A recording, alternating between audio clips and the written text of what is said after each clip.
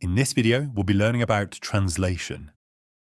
So we'll cover what translation is, and then also the key stages of translation.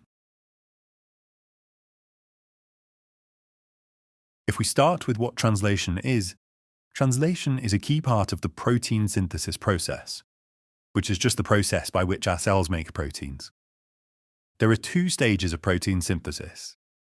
The first is transcription, which happens in the nucleus of eukaryotic cells like this one, and the second is translation, which happens at ribosomes. Now, in eukaryotic cells, ribosomes are found either attached to the rough endoplasmic reticulum or free in the cytoplasm. But in prokaryotic cells, they're only found in the cytoplasm. The function of translation, then, is to translate or decode mRNA in order to build up a polypeptide chain. And remember that a polypeptide chain is just a long chain of amino acids that can fold into a functional protein. Importantly, this process uses tRNA molecules as a way of bringing the correct amino acids to the ribosome so that they match the sequence in the mRNA code. Okay, so now let's go through and break down the key stages of translation. To start, let's grab an mRNA strand to decode. The process begins when a ribosome attaches to the mRNA strand like this. It first attaches at the start codon, which is just a specific sequence of 3 bases and is often AUG. Next, a tRNA molecule with an anticodon that's complementary to the start codon, so this tRNA molecule with the anticodon UAC, binds to the mRNA strand. This tRNA also carries a specific amino acid, which in this case would be methionine. Then after that, a second tRNA molecule with the anticodon complementary to the next mRNA codon binds to the mRNA. So for us here, that'll be a tRNA with the anticodon CGA, because CGA is complementary to the mRNA codon GCU.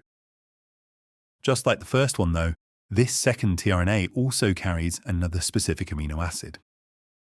These two amino acids are then linked by a peptide bond, and because forming bonds requires energy, a molecule of ATP is required. Importantly here though, at any given time, only a maximum of just 2 tRNA molecules can attach to the ribosome. So before another tRNA molecule can join, the first one needs to detach. So once the peptide bond has formed, the first tRNA molecule detaches from the mRNA strand, leaving its amino acid behind, and the tRNA then collects another of its specific amino acids for future use.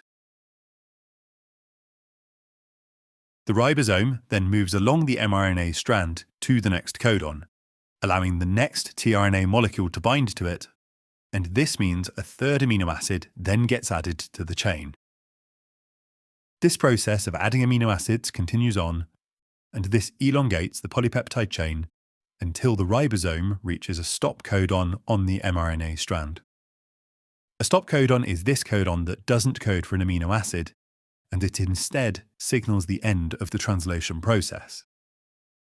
Once this stop codon's hit, the completed polypeptide chain then detaches from the ribosome, and the process of translation is complete. At this point, the polypeptide chain folds into a specific shape and may even join up with other polypeptides. Either way, after it folds up, it forms a functional protein and is ready to be used somewhere in the body. As a final note, be aware that we've shown our polypeptide chain as only having 7 amino acids, but in reality, these chains can be thousands of amino acids long.